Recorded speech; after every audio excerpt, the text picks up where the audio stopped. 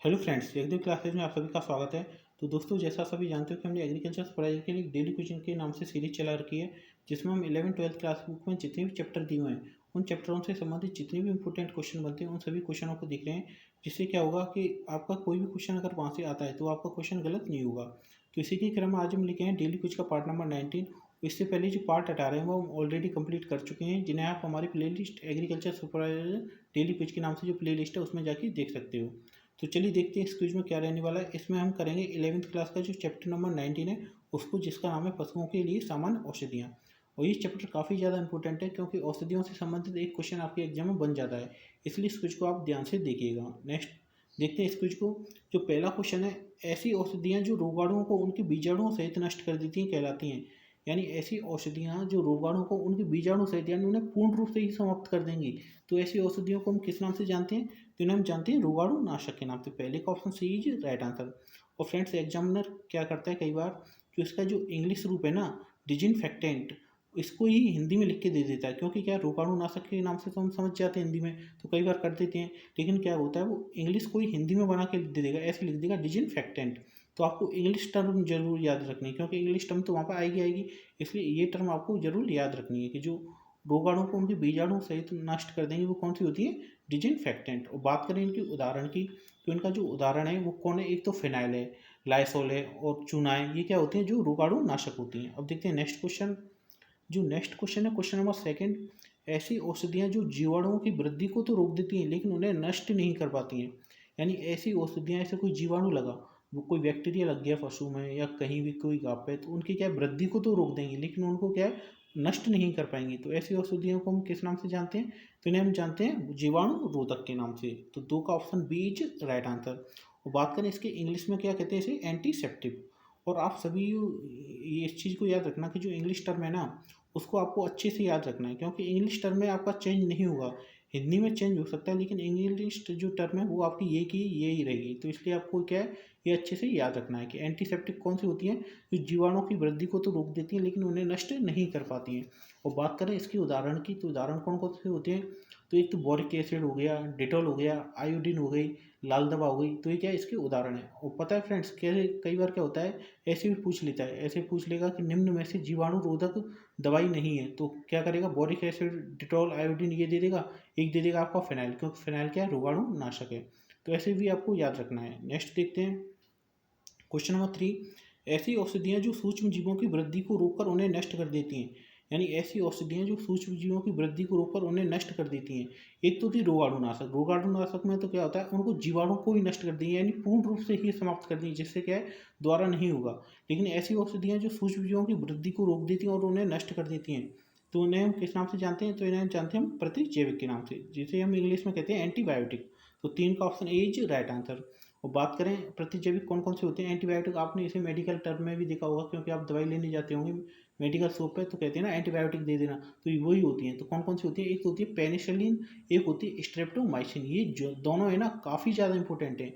याद रखना, पेनिसिलिन और स्ट्रेप्टोमाइसिन। इसका क्वेश्चन आ भी चुका है कि कौन सी निम्न में से दवाई है जो प्रतिजैविक है या नहीं है। तो ये क्वेश्चन आपको याद रखना है कि प्रतिजैविक कौन कौन सी होती है, पेनिसिलिन और स्ट्रेप्टोमाइसिन। अब देखते हैं next question. Next question, question number 4। ऐसी औषधियाँ जिन्हें खिलाने पर दस्त आने लगते हैं कहलाती है। यानी ऐसी औषधियाँ जिन्हें पशु को अगर हम खिला देते हैं तो उन्हें क्या है, दस्त आने लगते हैं। तो कौन सी होती है? ये विरेचक। कौन सी होती है? विरेचक। तो 4 का option D is right answer. और बात करें इसको इंग्लिश में क्या कहते हैं, तो इंग्लिश में कहते हैं पुरगेटिव के नाम से। और इसमें जो आते हैं ना, ये विरेचक होते हैं ना, वो कितने प्रकार के होते हैं? ये होते हैं 3 प्रकार के। कौन कौन से? एक तो होते हैं हल्के विरेचक, एक होते हैं मृदु विरेचक, एक होते हैं तीव्र विरेचक। यानी हल्के विरेचक में तो क्या होता है, पशु सामान्यतः दस्त करता है, मृदु में थोड़ा सा ज़्यादा करता है, तीव्र में क्या है, बहुत तेज करता है। तो क्या होते हैं, विरेचक होते हैं। अब देखते हैं इसके नेक्स्ट क्वेश्चन को। जो नेक्स्ट क्वेश्चन है वो है क्वेश्चन नंबर 5। निम्न में से तीव्र विरेचक का उदाहरण है। यानी मैंने बताया था ना अभी आपको कि विरेचक कितने प्रकार के होते हैं, 3 प्रकार के, हल्के, मृदु और तीव्र। तो इस क्वेश्चन में क्या पूछा है, जो तीव्र विरेचक का उदाहरण है वो कौन सा है? तो इसमें से जो तीव्र विरेचक का उदाहरण है वो है क्रोटन का तेल। क्या है? क्रोटन का तेल। 5 का option D is right answer. और बात करें इन तीनों की, अरंडी का तेल, अलसी का तेल और सोडियम सल्फेट, ये तीनों जो है ना, वो कौन से रेचक हैं? ये हैं आपके मृदु रेचक। कौन से? मृदु रेचक कह लो या आप रेचक कह लो, बात एक ही है। तो इसमें क्या होगा, 5 का डी ऑप्शन इज राइट। अब देखते हैं नेक्स्ट क्वेश्चन। नेक्स्ट क्वेश्चन है क्वेश्चन नंबर 6। ऐसी औषधियाँ जो पशुओं के शरीर में उत्तेजना का अनुभव कराती हैं कहलाती हैं। तो ऐसी औषधियों को हम किसके नाम से जानते हैं? तो इन्हें हम कहते हैं उत्तेजक के नाम से। 6 का option A is right answer. Friends, आपको लग रहा होगा क्वेश्चन काफ़ी ज़्यादा सिंपल है, क्योंकि क्या ऐसे उत्तेजना का अनुभव कराती है तो उत्तेजक तो आप क्या सोच रहे हैं कि एग्जाम आता है तो डायरेक्ट कर देंगे, लेकिन ये बात याद रखना कि एग्जामिनर बहुत चालू होता है। वो क्या करेगा, इंग्लिश टर्म को हिंदी में लिख के दे देगा। आपने कई एग्जाम में देखा होगा कि इंग्लिश टर्म को ही आपको हिंदी में लिखी मिल जाएगी। इसलिए आप जितनी भी ये मेडिसिन मैं बता रहा हूँ ना, आपको इंग्लिश में जरूर याद रखनी है। तो उत्तेजक को हम किस नाम से जानते हैं? स्टिमुलेंट के नाम से। और बात करें उत्तेजन कौन कौन सी होती है जो उत्तेजक पैदा करती हैं, तो एक तो होती है एल्कोहल, एक होती है कपूर, और क्या होती है कैफीन। ये क्या है, उत्तेजक के जो औषधियाँ हैं वो उत्तेजक की प्रकार की, एल्कोहल, कपूर और कैफीन। अब देखते हैं नेक्स्ट क्वेश्चन। नेक्स्ट क्वेश्चन है क्वेश्चन नंबर 7। ऐसी औषधियाँ जो पशु को चोट लगने पर होने वाले रक्त प्रवाह को रोक देती हैं तो कहलाती हैं। यानी ऐसी औषधियाँ जो पशु को चोट लग जाती है ना, तो रक्त निकलने लगता है, तो ऐसी औषधियों को लगाने से क्या होता है, जो रक्त होता है ना वो रुक जाता है। तो इन्हें हम किस नाम से जानते हैं? तो इन्हें हम जानते हैं स्तंभक के नाम से। 7 का बी ऑप्शन इज राइट। और ये क्वेश्चन आ भी चुका है कि जो पशु को चोट लगने पर रक्त प्रवाह को रोकने वाली औषधियों को हम किस नाम से जानते हैं। ये क्वेश्चन सेम टू सेम आया था, तो इसे कहते हैं हम स्तंभक के नाम से। और इंग्लिश में इसे कहते हैं हम एस्ट्रिंगेंट के नाम से। और बात करें स्तंभक कौन कौन से होते हैं, तो एक तो होता है टिंचर आयोडीन। क्या होता है? Tincture iodine. और एक होता है अफीम। ये क्या है, हम स्तंभक के रूप में इनको यूज करते हैं। नेक्स्ट क्वेश्चन देखते हैं क्वेश्चन नंबर 8। ऐसी औषधियाँ जो पशुओं के बुखार को कम करने के लिए दी जाती हैं तो कहलाती हैं। तो कौन सी कहलाती हैं? ये कहलाती हैं ज्वर रोधी। कौन सी कहलाती हैं? ज्वर रोधी। 8 का option C is right answer. English में इसे हम किस नाम से जानते हैं? एंटीपायरेटिक्स के नाम से। और बात करें ज्वर रोधी के प्रकार कौन कौन से हैं, तो ये तो आपको सभी को पता है, एस्पिरिन और कोडेन। और ये क्वेश्चन काफ़ी ज़्यादा आ भी चुका है, यानी बहुत बार ये क्वेश्चन कोडेन और एस्पिरिन का तो इतनी ज़्यादा बार आया है, बहुत ज़्यादा बार। इसलिए मैंने क्या है, ये सारे क्वेश्चन एक जगह इकट्ठा कर दिए हैं कि उत्तेजक प्रकार की कौन कौन सी है, ऐसे एल्कोहल है, स्तंभक की कौन सी है, टिंचर आयोडीन है, और जो ब्रेचक की कौन कौन सी है, ऐसे ईसबगोल की भूसी हो गई, क्रोटन का तेल हो गया।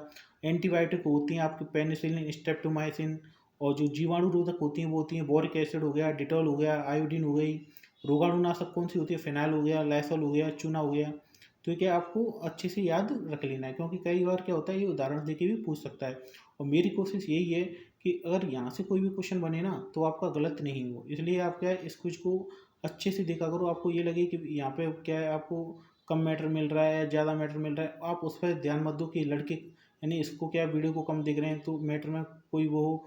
आप इस चीज़ को बिल्कुल भी याद रखनी, या बिल्कुल ही आपको इस पर गौर नहीं करना है। आपको जो भी मैं डेली डाल रहा हूँ, आप उन डेली कुछ को अच्छे से देखना है। और मैं गारंटी देता हूँ यहाँ से कोई भी क्वेश्चन आता है तो आपका गलत नहीं होगा। तो चलिए देखते हैं नेक्स्ट क्वेश्चन को। नेक्स्ट क्वेश्चन है क्वेश्चन नंबर 9। ऐसी औषधियाँ जो पशु को अचेतन कर देती हैं उन्हें क्या कहते हैं? यानी ऐसी औषधियाँ जो पशु को अचेतन कर देती हैं, यानी उनको क्या है बिल्कुल होश ही नहीं रहता है, ऐसे ही हो जाते हैं ना, अपन बेहोश कह सकते हो। तो इन औषधियों को हम किसके नाम से जानते हैं? तो इन्हें हम कहते हैं निश्चेतक के नाम से। एक सेकेंड। तो इन्हें हम किस नाम से जानते हैं? निश्चेतक के नाम से। 9 का option D is right answer. और बात करें इसके जो इंग्लिश टर्म की, तो इसे हम कहते हैं एनिस्थियासी नाम से। और इसके अगर हम उदाहरण की बात करें तो उदाहरण आप सभी को पता ही है, क्योंकि डेली लाइफ में आप देखते हो, नाटक वगैरह है, टीवी है, जो मूवी है, उनमें सभी देखते हो। तो कौन कौन सी होती है? एक तो क्लोरोफार्म आप सभी जानते हो, एक और होता है जो होता है ईथर। ये क्या होता है? जो निश्चेतक का काम करता है। देखते हैं क्वेश्चन नंबर 10। ऐसी औषधियाँ जो किण्वन क्रिया को रोककर पशुओं के पेट में गैस को बनने की रोकती हैं। यानी ऐसी औषधियाँ हैं जो किण्वन की जो फर्मेंटेशन की क्रिया होती है ना, उसको तो रोक देती हैं, जिससे क्या होता है जो पशुओं के पेट में गैस बनती है ना, उनको भी वो रोक देती हैं। तो ऐसी को हम किस नाम से जानते हैं? तो इनको हम जानते हैं एंटीजाइमेटिक्स के नाम से। तो 10 का option A is right answer. बात करें इनके उदाहरण की, तो उसका सबसे बेस्ट उदाहरण है वो है बोरिक एसिड। कौन सा है? जो बोरिक एसिड होता है ना, वो एंटीजाइमेटिक्स का सबसे बेस्ट उदाहरण है। अब देखते हैं नेक्स्ट क्वेश्चन। नेक्स्ट क्वेश्चन है क्वेश्चन नंबर 11। ऐसी औषधियाँ जो स्नायुओं को उद्दीपकता को कम करके दर्द को कम कर देती हैं। यानी ऐसी औषधियाँ जो हमारी जो नशे होती हैं ना, उनकी उद्दीपकता को कम कर देती है, जिससे क्या है हमें दर्द का अनुभव कम होता है। यानी सॉरी, पशुओं को क्या है उनके दर्द का अनुभव क्या होता है? कम होता है। तो इन्हें हम किस नाम से जानते हैं? तो इन्हें जानते हैं पीड़ाहारी के नाम से। 11 का option B is right answer. Hindi में तो देखो कितना सिंपल लग रहा है, आप कर दोगे पीड़ाहारी। इंग्लिश में ही अगर आपने इंग्लिश में ही एग्जामिनर ने दे दिया ना हिंदी में रूपांतरण करके कि एनागेंसेस कौन सी होती हैं, तो किसी को पता भी नहीं चलेगा कि बोलना क्या चाहता है। तो इसलिए आप इंग्लिश टर्म को जरूर अच्छे से याद कर लेना। तो और निश्चित इसकी सॉरी पीड़ाहारी की बात करें तो कौन कौन सी होती हैं? एक तो होगी एस्पिरिन और दूसरी भांग। भांग तो आप सभी जानते हो कि भांग पी के इंसान को कुछ भी हो जाए ना तब भी उसको होश नहीं रहता है। तो कौन कौन सी होती है? एस्पिरिन और भांग। नेक्स्ट है क्वेश्चन नंबर 12, ऐसी औषधियाँ जिन्हें खाने पर पशु उल्टी करने लगता है कहलाती हैं। ऐसी औषधियाँ जिन्हें खाने पर यानी पशु होता है ना वो क्या करता है? उल्टी करने लगता है। तो इन्हें हम किस नाम से जानते हैं? तो इन्हें जानते हैं हम बमनकारी के नाम से। तो इन्हें इंग्लिश में और क्या कहते हैं? एमेटिक्स। तो 12 का option C is right answer. और बात करें इसकी जो उदाहरण की, तो कौन कौन सी होती है? एक तो नीला तोता और जिंक सल्फेट। कौन कौन सी होती है? नीला तोता और जिंक सल्फेट। और फ्रेंड्स एक बात याद रखना कि इसमें एल्कोहल को मत ले लेना। यानी आप सपोज करो कि ये मत सोचना कि ऐसे दारू पी लेते ना इंसान, तो दारू पीने के बाद कई बार उल्टी कर देता है, तो पशु भी कर दे। तो पशु को एल्कोहल मत दे देना, नहीं तो उसकी पता ही नहीं जाने कैसे क्या करेगा। तो क्या है इसमें जो एमेटिक्स होती है ना वो कौन कौन सी होती हैं? आपको दो याद रखनी है, इनसे काम हो जाएगा आपका। जो कौन कौन सी है ये? एक तो है आपकी नीला तोता और कौन सी है दूसरी? Zinc sulphate. अब देखते हैं नेक्स्ट क्वेश्चन। नेक्स्ट क्वेश्चन है क्वेश्चन नंबर 13, ऐसी औषधियाँ जो ऊतकों को जलाकर नष्ट कर देती हैं कहलाती हैं। यानी ऐसी औषधियाँ जो ऊतक होते हैं ना, हमारे टिश्यूज होते हैं जो हमारी स्किन के जस्ट नीचे होते हैं, तो उन्हें जलाकर नष्ट कर देती है। तो इन्हें हम किस नाम से जानते हैं? तो इन्हें हम जानते हैं दाहक के नाम से। तो 13 का option D is right answer.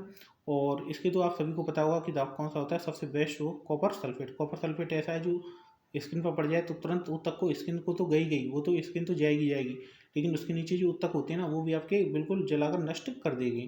तो अब देखते हैं नेक्स्ट क्वेश्चन। क्वेश्चन नंबर 14, खुरपका मुखपा रोग में पशुओं की खुरों को धोने के लिए कितना प्रतिशत फिनाइल का घोल काम में लिया जाता है? ये क्वेश्चन सेम टू सेम एक पेपर है, मेरे को वो तो याद नहीं आ रहा, एग्रीकल्चर का पेपर था, या तो शायद था कृषि अनुसंधान अधिकारी का था, या फिर था उसका ये आपके उसमें आया था शायद, ये जो एग्रीकल्चर का जो होता है ना ये स्कूल लेक्चरर, उसमें आया था शायद ये क्वेश्चन। तो ये क्वेश्चन सेम टू सेम आया था और ये 12th 11th की जो बुक है इसका चैप्टर नंबर 19 यहीं से डायरेक्ट दिया हुआ था। तो इसमें क्या है, जो 1% है ना, तो 1% का फिनाइल का घोल हम क्या करते हैं, उसके जो खुरपका मुखपा रोग होता है ना जिसे हम FMD के नाम से जानते हैं, उसको धोने के लिए काम में लिया जाता है। तो 14 का ऑप्शन ए इज क्या हो जाएगा? Right answer. अब देखते हैं जो नेक्स्ट क्वेश्चन है। नेक्स्ट क्वेश्चन है क्वेश्चन नंबर 15, निम्न में से किस औषधि को फिनॉल के नाम से जाना जाता है? तो फिनॉल के नाम से किस औषधि को जाना जाता है? तो ये जाना जाता है कार्बोलिक एसिड। ये भी क्वेश्चन काफ़ी ज़्यादा इंपॉर्टेंट है, ये भी क्वेश्चन आपका बन सकता है कि फिनॉल के नाम से कैसे जाना जाता है? कार्बोलिक एसिड के नाम से। और याद रखना फ्रेंड्स, जो फिनॉल है ना उसको कई बार लोग क्या समझते हैं कि फिनाइल और फिनॉल एक ही है, लेकिन वो क्या है, बिल्कुल अलग अलग है। तो फिनॉल है ना जो किसके नाम से जानते हैं? कार्बोलिक एसिड के नाम से। अब देखते हैं नेक्स्ट क्वेश्चन। नेक्स्ट क्वेश्चन है, ये क्वेश्चन आपके लिए जिसका जवाब आपको कमेंट बॉक्स में देना है। पशुओं के सूजन या दर्द को कम करने के लिए किस तेल की मालिश करते हैं? यानी जो पशुओं की सूजन हो जाती है ना या उनको दर्द होता है, तो उस दर्द को कम करने के लिए हम किस तेल की मालिश करते हैं? तो इसका जवाब आपको कमेंट बॉक्स में देना है। तो थैंक यू फ्रेंड्स, ये थी आज की क्विज। मिलते हैं नेक्स्ट क्विज के साथ। जय हिंद, जय भारत।